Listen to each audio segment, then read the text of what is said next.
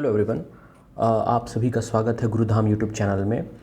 और इस वीडियो में हम शुरुआत करेंगे एक नए चैप्टर की, जिस चैप्टर का नाम होगा बायोमॉलिक्यूल्स। ओके, अब सबसे पहले हम समझते हैं कि बायोमॉलिक्यूल्स होते क्या हैं। तो बायोमॉलिक्यूल्स वो केमिकल्स होते हैं जो लिविंग ऑर्गेनिज्म अपने बॉडी के सेल्स में बनाता है, राइट। तो biomolecules are chemical compounds produced by living organisms in their cell, है ना। तो biomolecules are chemical compounds produced by living organisms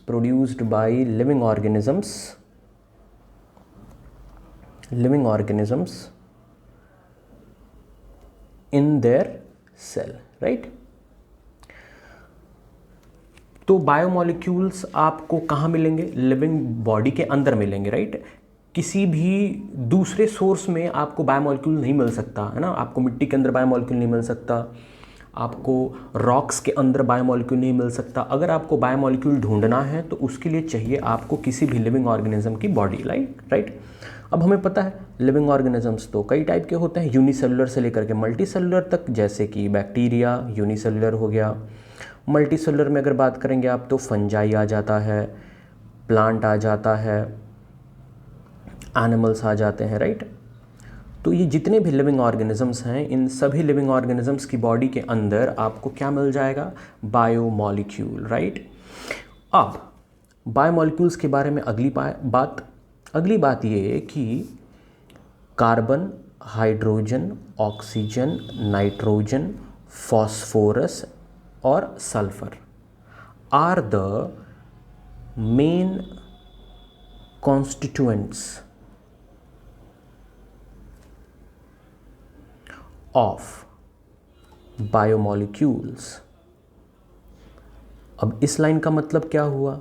इस लाइन का मतलब ये हुआ कि जितने भी बायोमॉलिक्यूल्स हैं उन सभी बायोमॉलिक्यूल्स में आपको मुख्यतः मेनली ये 6 एलिमेंट्स मिलेंगे: carbon, hydrogen, oxygen, nitrogen, phosphorus और सल्फर। ओके, तो अभी एक क्विक रिव्यू अगर मैं आपको दूं तो बायोमॉलिक्यूल्स कहाँ पाए जाएंगे? लिविंग बॉडी के अंदर, राइट। और लिविंग बॉडी के अंदर ही क्यों पाए जाएंगे? क्योंकि बायोमॉलिक्यूल्स के बनने का जगह सिर्फ एक ही है, वो है सेल, राइट।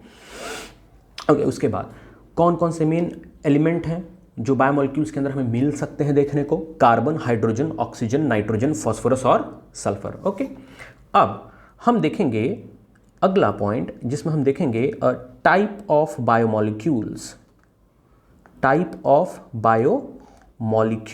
ओके, किस बेसिस पर ये टाइप लिया है बायोमॉलिक्यूल्स का? On the basis of molecular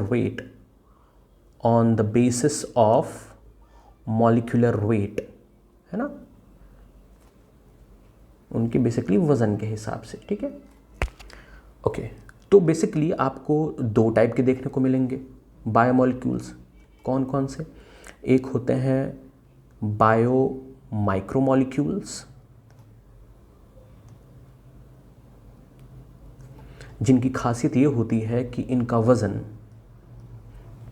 है ना, 1000 डाल्टन से कम होता है, राइट। तो बायो माइक्रोमॉलिक्यूल्स की खासियत क्या होती है कि इनका मॉलिक्यूलर वेट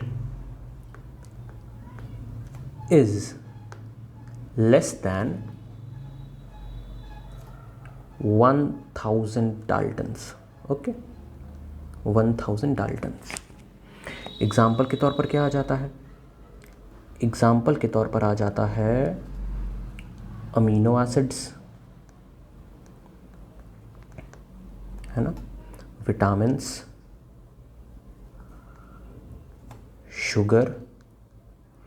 शुगर से आप क्या समझते हैं? शुगर से हमारा मतलब है ग्लूकोज, है ना, सुक्रोज, ये सारे शुगर के एग्जाम्पल हैं। ओके, अच्छा, और क्या आ जाता है भाई साहब? और आ जाता है फैटी एसिड्स। ओके, तो वेट के बेसिस पर मॉलिक्यूलर वेट के बेसिस पर बायोमॉलिक्यूल्स कितने टाइप के हैं, तो 2 टाइप के हैं। एक है बायो माइक्रोमॉलिक्यूल्स, जिसमें वो बायोमॉलिक्यूल्स आते हैं जिनका वज़न 1000 डाल्टन से कम है, जिनका वज़न 1000 डाल्टन से क्या है, कम है। ओके, जिसमें आते हैं अमीनो एसिड्स, विटामिन्स, शुगर्स और फैटी एसिड्स। ओके, दूसरे टाइप के जो बायोमॉलिक्यूल्स हैं उनको हम नाम देते हैं bio macromolecules, bio macromolecules. Okay, इनकी क्या खास बात है भाई, तो इनका जो मॉलिक्यूलर वेट है, मॉलिक्यूलर वेट 1000 डाल्टन से ज़्यादा होता है। ओके, तो molecular weight is more than 1000 Dalton, molecular weight is more than 1000 Dalton. Example में क्या आ जाएगा भाई साहब, तो एग्जाम्पल में आ जाएगा पॉलीसैकेराइड। एग्जाम्पल में क्या आ जाएगा, पॉलीसैकेराइड। पॉलीसैकेराइड से आप क्या समझते हैं, पॉलीसैकेराइड में कौन कौन आता है, स्टार्च, ओके, ग्लाइकोजन, है ना। आप सबने इन सब का नाम सुना होगा, आगे चल के हम इन सबको डिटेल में पढ़ेंगे, कोई दिक्कत की बात नहीं है, पर अभी फ़िलहाल एग्जाम्पल से काम चलाइए आप। तो बायोमैक्रोमॉलिक्यूल में कौन आता है, पॉलीसैकेराइड्स आते हैं, और कौन आता है, प्रोटीन्स आते हैं, और कौन आता है, न्यूक्लिक एसिड्स आते हैं, है ना। न्यूक्लिक एसिड बेसिकली 2 ही टाइप के होते हैं, अगर आपको थोड़ी बहुत जानकारी हो तो, है ना, डीएनए और आरएनए। ओके, तो ये हमने बायोमॉलिक्यूल्स का क्लासिफिकेशन पढ़ लिया on the basis of their molecular weight. Okay, biomacromolecules और बायो मैक्रोमॉलिक्यूल्स। ओके, अब ये एक डाल्टन शब्द आ रहा है यहाँ पर, डाल्टन। ओके, डाल्टन, है ना। डाल्टन में, डाल्टन क्या है, एक non SI unit for wait, non SI unit for wait, है ना। वेट का एसआई यूनिट क्या होता है, जनरली हम केजी में नापते हैं, राइट। लेकिन डाल्टन एक नॉन एसआई यूनिट है वेट नापने की, जिसमें एक डाल्टन में होता है 1.67 इंटू 10⁻⁻27 kg। ओके, तो यहाँ से आपको डाल्टन के बारे में थोड़ा बहुत हिंट मिल जाएगा। ओके, और आप जनरली किसी भी बायोमॉलिक्यूल का वेट अगर देखेंगे तो हम डाल्टन में ही लेते हैं। ओके, अब आगे बढ़ते हैं हम, और हम शुरुआत करते हैं अमीनो एसिड से। ओके, आप यहाँ पर देख पाएंगे अमीनो एसिड एक बायो माइक्रोमॉलिक्यूल है। ओके, और हमने ये भी पढ़ा कि ये जितने टाइप के आपको माइक्रोमॉलिक्यूल्स या मैक्रोमॉलिक्यूल्स दिख रहे हैं, इन सब का मेन कॉन्स्टिट्यूएंट कौन है, carbon, hydrogen, oxygen, nitrogen, phosphorus और सल्फर। ओके, तो अब हम शुरुआत करेंगे अमीनो एसिड से। ओके, हम अमीनो एसिड्स को पढ़ना शुरू करेंगे। तो अगर मैं शुरुआत करूं अमीनो एसिड से, ओके, तो अमीनो एसिड्स के बारे में मैं आपको एक इंटरेस्टिंग बात बता देता हूँ, फिर हम अमीनो एसिड्स दिखते कैसे हैं, है ना, होते क्या हैं, वो हम पढ़ेंगे डिटेल में। अगर मैं आपको अमीनो एसिड्स के बारे में एक इम्पॉर्टेंट बात बताऊँ ना, तो वो सबसे इम्पॉर्टेंट बात ये होगी कि amino acids make proteins, amino acids make protein. इसका मतलब जैसे ईंट के जुड़ने से दीवार बनती है, वैसे ही अमीनो एसिड के जुड़ने से क्या बन जाता है, प्रोटीन। ओके, तो ऐसे अमीनो एसिड्स आपस में जुड़ेंगे, ये अमीनो एसिड 1, ये अमीनो एसिड 2, ये अमीनो एसिड 3, है ना। इसको मैं थोड़ा और अच्छे से रिप्रेजेंट कर देता हूँ, ये हमारा अमीनो एसिड 1, ये 2 और ये 3। अब ये टोटल स्ट्रक्चर क्या कहलाएगा, प्रोटीन, है ना। तो अमीनो एसिड्स कहाँ पाए जाएंगे, लिविंग बॉडी के अंदर पाए जाएंगे। आप कोई भी लिविंग बॉडी ले लीजिए, देखिए यहाँ पर इनमें से कोई भी लिविंग बॉडी ले लीजिए, आप बैक्टीरिया ले लीजिए, फंजाई ले लीजिए, प्लांट ले लीजिए, एनिमल ले लीजिए, कोई भी लिविंग बॉडी ले लीजिए, आपको उसके अंदर अमीनो एसिड्स मिल जाएंगे। और अमीनो एसिड एक बहुत इंपॉर्टेंट बायोमॉलिक्यूल है, क्योंकि अमीनो एसिड प्रेजेंट रहेगा तभी प्रोटीन बनेगा। ओके, अब सवाल ये है कि भाई अमीनो एसिड केमिकली कैसा दिखता है। तो केमिकली अमीनो एसिड को हम लोग कहते हैं सब्स्टिट्यूटेड मीथेन। तो हम ये भी लिख सकते हैं कि amino acids, right, amino acids can also be called as, can also be called as substituted methane, substituted methane. अब मैंने ये वाली लाइन क्यों बोली भाई साहब? तो अगर मैं आपको मीथेन का स्ट्रक्चर ड्रॉ करके दिखाऊं, ये CH4, वेट अ सेकंड, मुझे थोड़ा सा ओके। अगर मैं अमीनो एसिड का स्ट्रक्चर आपको ड्रॉ करके दिखाऊं तो ये कुछ ऐसा चला जाएगा। ये देखिए, ये है मीथेन का स्ट्रक्चर। पहले मैं मीथेन का स्ट्रक्चर ड्रॉ करता हूँ। ये रहा मीथेन, है ना। मीथेन का फॉर्मूला क्या हो जाता है? CH4। ओके। अब अगर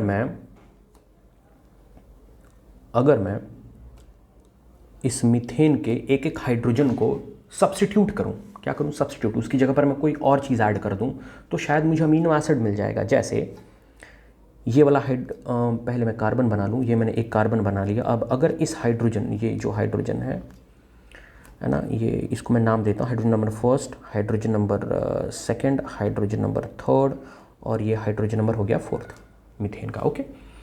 अब अगर मैं हाइड्रोजन नंबर फर्स्ट की जगह पर एक ग्रुप जोड़ दूँ, कौन सा ग्रुप भाई साहब? तो कार्बोक्सिल ग्रुप, ये COH। दूसरा हाइड्रोजन की जगह पर मैं क्या जोड़ दूँ? एक दूसरा ग्रुप जोड़ दूँ। कौन सा मैं ग्रुप जोड़ दूँ? Amine group. ओके।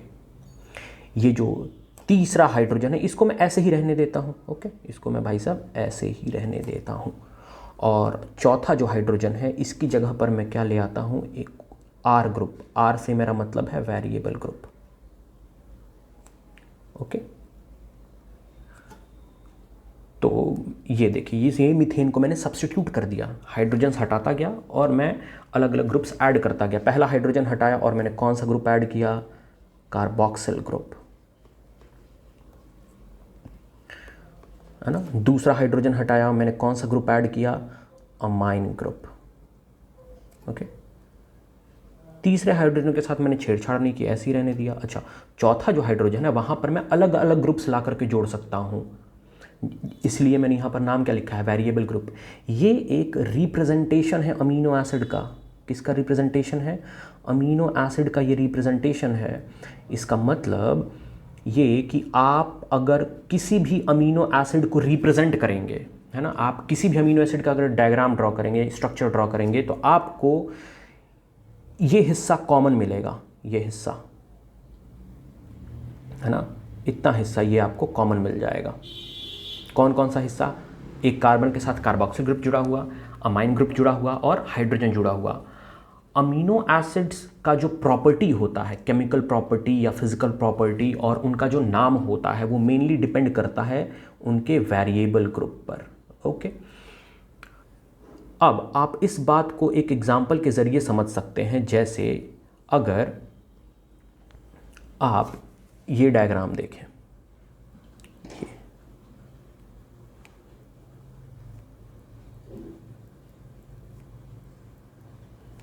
ओके, ये मैंने एक अमीनो एसिड ड्रॉ किया। इस अमीनो एसिड का नाम है ग्लाइसीन। ओके,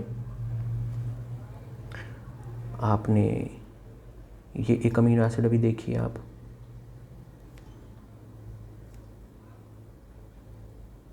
इस अमीनो एसिड का नाम क्या है? इस अमीनो एसिड का नाम है एलानीन। आप ये अमीनो एसिड देखिए,